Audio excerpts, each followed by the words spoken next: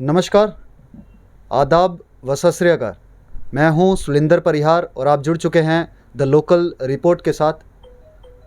हम हमेशा आपके सामने आते हैं और ख़बरें जो हैं आपको दिखाते हैं, लेकिन आज हम जर्नलिस्ट की ही खबर आपको दिखाने आए। जी हाँ, आप जानते हैं कि मेरे ऊपर जो है अटैक हुआ था जो परियोत के अंदर, और उसी के ऊपर जो है बाइकआउट जो है एडमिनिस्ट्रेशन में चल रहा था, और साथ ही में वसीम हमारे जो हैं जो गुलिस्तान के लिए काम करते हैं उनके ऊपर भी जो है मिसबिहेव हुआ था हॉस्पिटल के अंदर। उसको लेकर, इन सब चीज़ों को लेकर जो है एसोसिएशन, जो जर्नलिस्ट एसोसिएशन चिनाब वैली है, उसको उसके अंदर सभी एक बैनर के नीचे जितने भी एसोसिएशन है और जर्नलिस्ट जितने भी हैं वो सभी साथ में मिलकर उन्होंने डिसाइड किया था कि हम जो है एडमिनिस्ट्रेशन को बाइकआउट करेंगे। और उसी बाइकआउट को चलते हुए 1 महीना अभी कंप्लीट हो गया, और 1 महीने के बाद बीच में ईद भी थी, लेकिन हमारा जो स्ट्रगल था वो कंटिन्यू जारी था कि हमारे लोगों के साथ या हमारे जर्नलिस्ट, क्योंकि जर्नलिस्ट जो है वो लोगों के लिए हमेशा आवाज़ उठाते, अपने लिए तो नहीं उठाते। जर्नलिस्ट जो है वो हमेशा लोगों के लिए रात दिन एक करता है। कभी आइए जर्नलिस्ट बनिए तो पता चलेगा कि आखिरकार जर्नलिस्ट की ज़िंदगी कैसी होती है। आप सच दिखाएंगे तो आपको फ़ोन आएगा, आप सच दिखाएंगे तो आपकी फैमिली को जो हरास किया जाएगा, आप सच दिखाएंगे तो आपको मारा जाएगा, आप सच दिखाएंगे तो आपको ख़रीदने की कोशिश की जाएगी। इतनी सब चीज़ें, इतने सब प्रेशर के बावजूद भी हमारे लोग, हमारे डोडा डिस्ट्रिक्ट के लोग या हमारे डोडा डिस्ट्रिक्ट के जितने भी जर्नलिस्ट हैं, उन सबको मैं मुबारकबाद देना चाहूँगा कि वो इतनी इन चीज़ों की, हमारी टोपोग्राफी, हमारे रूरल एरियाज़ में जो जितने भी माउंटेन्स एरियाज़ हैं उतने एरियाज़ में वो चलते हैं, जाते हैं और आपके सामने खबरें लेकर आते हैं। तो इन चीज़ों के लिए आप सभी देखते हैं कि हम जो है हमेशा काम करते रहते हैं, लेकिन बात जब हमारी मिसबिहेव पे आती है तो तब आखिर हमारी लड़ाई लड़े कौन? हम लोगों के लिए लड़ते हैं, लेकिन जब हमारी लड़ाई की बात हो तो हमारे लिए कौन लड़े? तो हमारे लिए एसोसिएशन जो है या हम खुद लोग जो हैं मिलके जो है लड़ते हैं। तो हमारे साथ में एसोसिएशन के प्रेसिडेंट खोड़ा साहब हैं। खोड़ा साहब से बातचीत करेंगे कि आखिरकार जो पहले हमने प्रेस कॉन्फ्रेंस की थी और पहली प्रेस कॉन्फ्रेंस में जो किया, अभी जो प्रेस कॉन्फ्रेंस हुई, उनमें क्या बातें रखी। खोड़ा साहब, आपका स्वागत है द लोकल रिपोर्ट में। शुक्रिया सुलिंदर जी। जैसे कि आपने अपने इसमें भी इंट्रोडक्शन में बताया कि जो हमारी स्ट्राइक थी तो किस पे हमने स्ट्राइक की थी। एक तो आपका मसला था जो परियोत में आपके साथ पेश आया था, दूसरा वसीम गत्तू जो गुलिस्तान न्यूज़ के साथ काम करते हैं उनका मसला है जो उनके साथ डिस्ट्रिक्ट हॉस्पिटल डोडा में जो उनके साथ हादसा पेश आया। तो हमने एक हेस्टी डिसीजन लिया था कि हम पूरी एडमिनिस्ट्रेशन के साथ बाइकआउट करेंगे, और सब साथियों ने ये भी माना कि ठीक है, हमारा बाइकआउट जो है एडमिनिस्ट्रेशन के साथ है और साथ में मेडिकल जो अथॉरिटीज़ हैं, हॉस्पिटल के अथॉरिटीज़ हैं, उनके साथ है। और हमने ये सब ने डिसीजन लिया था। तो हमारी ये एसोसिएशन जो है चिनाब वैली जर्नलिस्ट एसोसिएशन, हम राय पे चलते हैं। जितने उस वक्त 30, 32, 35 लोग यहाँ मौजूद थे और सबकी ये राय थी कि हम एडमिनिस्ट्रेशन का और हॉस्पिटल के अथॉरिटीज़ का बाइकआउट करें, और सब ने राय दी थी। और सब जो मेजॉरिटी है, क्योंकि मेजॉरिटी इज़ अथॉरिटी, तो उसी पे हमने वो डिसीजन लिया था और स्ट्राइक दी थी। लेकिन 1 महीना गुजरने के बावजूद अभी तक ना एडमिनिस्ट्रेशन की तरफ से, ना हॉस्पिटल के अथॉरिटीज़ से, ना आपका जो मसला है जिनके साथ पेश आया उन्होंने कोई पेशकदमी की, उन्होंने कोई ऐसी इस किस्म की कोई कोशिश की कि हम को नेगोशिएशन के टेबल पे आ जाएं और कुछ उनसे कंप्रोमाइज़ करें, वो किया नहीं उन्होंने। तो मुझे लगता है कि ये इसमें ये भी है कि एडमिनिस्ट्रेशन की जो मतलब पहले हमने देखा है, जब 8-10 साल, 15-20 साल पहले होता था कि सेंसिटिवनेस काफ़ी होती थी एडमिनिस्ट्रेशन में, इनके अफसरों में, जो हेड ऑफ़ द डिस्ट्रिक्ट हैं उनमें होती थी। लेकिन अब आहिस्ता आहिस्ता वो सेंसिटिवनेस रही नहीं। तो इसका मतलब यह है कि 1 महीना गुजरने के बावजूद भी एडमिनिस्ट्रेशन अभी तक किसी नतीजे पे नहीं पहुंच सकी, और जिसकी वजह से हमें दोबारा 2-3 मीटिंगें भी हमारी हुई, या मेडिकल अथॉरिटीज़ उन्होंने भी कि हमारे साथ कोई ऐसा कंप्रोमाइज़ नहीं किया, या दूसरे लोग जो आपके सामने, आपके साथ जो जिनका वाक़ा हुआ था, तो उन्होंने भी कुछ इस किस्म की पेशरफ्त नहीं की है।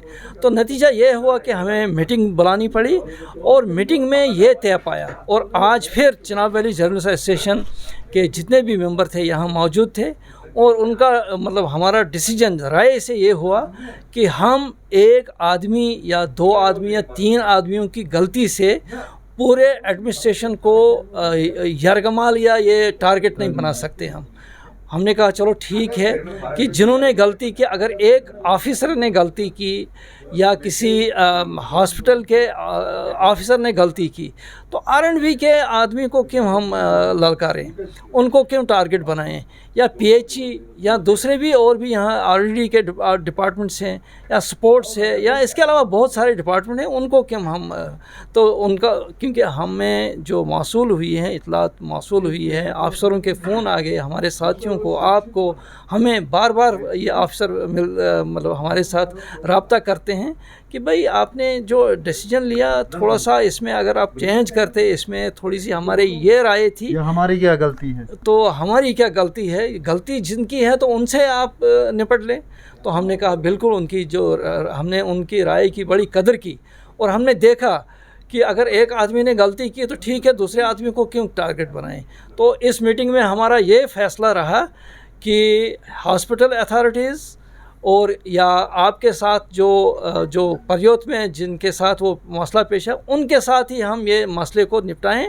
और हमारी स्ट्राइक उनके ख़िलाफ़ है, हमारी जो हड़ताल है उनके ख़िलाफ़ है, हमारा प्रोटेस्ट उनके ख़िलाफ़ है, जिन्होंने मतलब डिस्पाइट ये कि 1 महीना गुजरने के बावजूद हमारे साथ किसी तरह की भी वो कंप्रोमाइज़ या किसी तरह की भी नेगोशिएशन करने की कोशिश नहीं की। तो बाकी हम जो नए जितने भी साथी हैं, हमारे साथियों ने बताया कि सीखने के लिए या इस जर्नलिज़म के एथिक्स को, जर्नलिज़म के जो बारीकियां हैं या टेक्निकलिटीज़ जो हैं या टेक्निकल चीज़ें हैं, उनको समझने के लिए एक वर्कशॉप का होना बड़ा ज़रूरी है। हमने भी ये कहा, फयाज साहब ने भी कहा कि ये होना, इसकी शिद्दत से ज़रूरत हम महसूस करते हैं, लेकिन हम चाहते हैं कि पहले हम जुड़ें, जितने भी 30-40 लोग जो हैं जुड़ें और हम 1-2 रोज़ का वर्कशॉप करें, किसी रिसोर्स पर्सन को भी बुलाएं, तो हमारे जो तजर्बात हैं हम भी अपने आपके सामने रखेंगे। आपके जो तजर्बात या ख्वाहिशें हैं या आपकी जो चीज़ें सीखने की है, हम भी जितना हमको आता है, हमको पता है, हम भी कोशिश करेंगे कि हम एक वर्कशॉप के ज़रिए से आपको वो चीज़ें पहुंचाने की कोशिश करेंगे। बाकी अभी मुझे लगता है कि इसकी शिद्दत, जैसे कि कुछ टेक्निकल चीज़ें ऐसी होती है, स्टोरी में बहुत सारी चीज़ें देखनी पड़ती है, मुख्तलिफ़ स्टोरियाँ, मुख्तलिफ़ किस्म की जो न्यूज़ें हैं या मतलब स्टोरियाँ हैं, कहीं आपको ज़रूरत पड़ती है ऑफिशियल वर्जन की, कहीं नहीं पड़ती है। कहाँ आपसे ये समझना चाहूँगा कि जैसे एक जर्नलिस्ट के ऊपर अटैक होता है तो FIR जो है नहीं लगाई जाती, अभी 1 महीना होता है, 1 महीने से FIR नहीं लगाई जाती, तो आप सोच सकते हैं कि आम इंसान जो हैं वो कितना सफ़र करते होंगे। उनके साथ जब गलत होता है तो उनके ऊपर भी FIR नहीं लगती। एक जर्नलिस्ट को मतलब फर्स्ट प्रायोरिटी में नहीं ले सकते, जो लोगों के लिए काम करता है, तो लोगों की क्या बात? जी, ये तो बड़ी एक अलमिया है। कम से कम पुलिस इसका नोटिस लेनी चाहिए कि एक जर्नलिस्ट के साथ जो लोगों के आवाज़ें उठाता है, लोगों की जो मुश्किलात है वो हाईलाइट करता है, मतलब दूर दराज लोगों की या जो परेशान लोग हैं या जिनकी कोई सुनवाई नहीं होती है, उनका मतलब वो जो उनकी जो आवाज़ बन जाता है, तो उनके साथ अगर ऐसा मसला है या वो डिमांड करते कहीं ऐसा मसला होते होते उनके साथ इतना मिसबिहेव होता है या मतलब इतनी मतलब उसको हतक आमेज़ मतलब चीज़ें वो फेस करनी पड़ती है, कम से कम पुलिस को भी ये देखना चाहिए कि ये जर्नलिस्ट का मसला है, कम से कम इसमें तो FIR वगैरह या कोई इंक्वायरी या कोई तहकीकात वगैरह या उस जो एरिंग ऑफिशियल होगा या और कोई आम आदमी होगा, उनके साथ कोई मतलब इस किस्म का FIR करके या तहकीकात करके उनकी कोई सज़ा, पनिशमेंट या कोई माफ़ीनामा, मतलब बहुत सारे तरीके हैं इसके, होने चाहिए। पुलिस का काम है और पुलिस से हम अपील करते हैं कम से कम जर्नलिस्टों की, जो मीडिया पर्सन्स हैं या यहाँ पे काम करने वाले हैं, चाहे वो प्रिंट हैं, इलेक्ट्रॉनिक मीडिया से वाबस्ता हैं, उनका तहफ़्फ़ुज़ देना ये पुलिस का काम है। उनकी रखवाली, उनका वो देख रेख या उनके साथ अगर कोई ऐसा हादसा पेश आता है, ये पुलिस का काम है और पुलिस इसमें कम से कम पेश रफ्ती करनी चाहिए, क्योंकि ये जर्नलिस्ट का मसला है। जर्नलिस्ट सिर्फ अपने आप के लिए नहीं लड़ता है, ये बल्कि लोगों की आवाज़ होती है। अगर लोगों की आवाज़ के साथ ऐसा बिहेवियर या ऐसा एटीट्यूड रखा जाए तो आम आदमी तो इसमें कहीं मुझे लगता है कहीं शामिल ही नहीं होगा, कहीं दिखाई नहीं देगा। राइट, वो एक जर्नलिस्ट के ऊपर अटैक नहीं, वो लोगों के ऊपर अटैक होता है। तो सर मुझे ये बताएं, क्योंकि नए लोग भी बहुत आ रहे हैं, अगर हम डोडा डिस्ट्रिक्ट की बात करें तो बड़े नए लोग जो है या मीडिया की तरफ या जर्नलिज्म की तरफ अट्रैक्ट हो रहे हैं, लेकिन आप क्या बताएंगे उन लोगों से? क्योंकि ऐसा है कि हमें देखने को मिलता है कि वो करना चाहते हैं, हमने देखा है कि जो हमारे ओल्ड है ओल्ड गोल्ड है, लेकिन जो न्यू है वो बोल्ड है। तो हमें नए लोगों को कैसे फर्निश करना, और कैसे आप क्या उनको मैसेज देंगे आपके पास आएँ, वो सीखें आपसे, क्योंकि पुराने जो हैं वो कहीं ना कहीं सीखेंगे चीज़ें, और नए लोगों को क्या करना चाहिए, क्या रास्ता बताएं?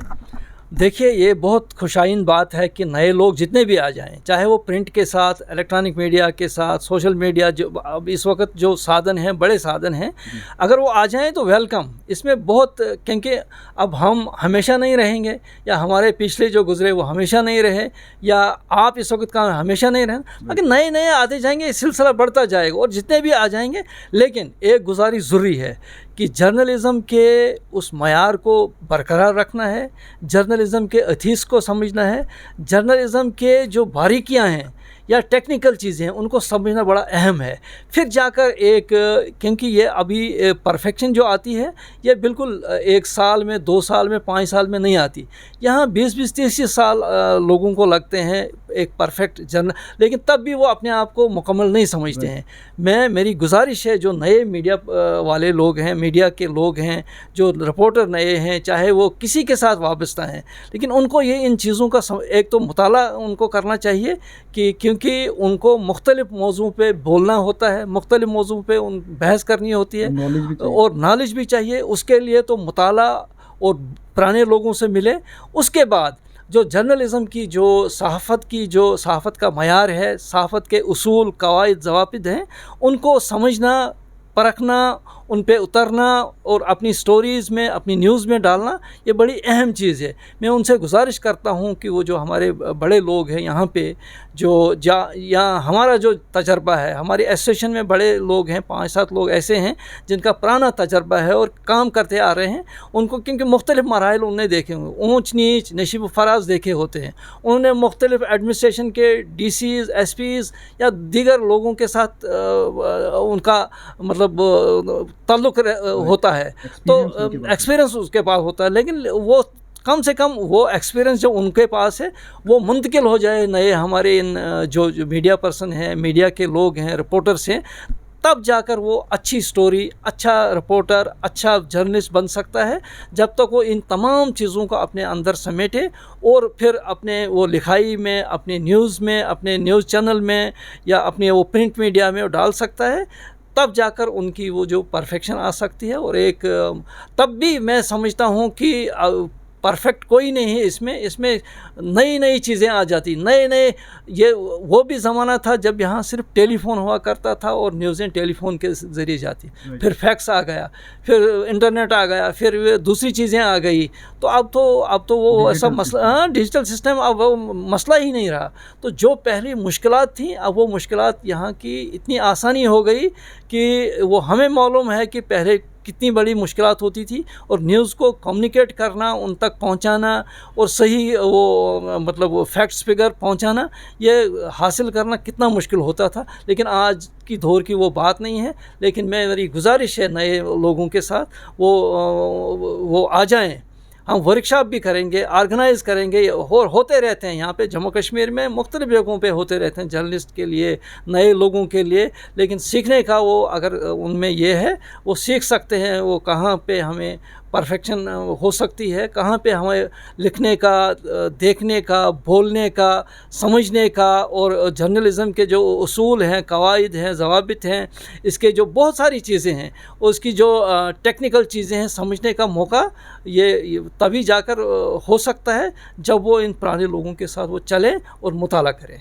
गर्ल्स या वुमेंस को कैसे देखते हैं आप? क्योंकि अगर हम जम्मू कश्मीर की बात करें तो जम्मू कश्मीर में जो है लड़कियां आगे हैं, लेकिन हमारे डोडा डिस्ट्रिक्ट में कैसे देखते हैं कि जो वुमेन जर्नलिज्म है वो कैसे जो है उभरेगा, या उन लड़कियों से क्या कहना चाहोगे जो इस फील्ड में आना चाहती हैं?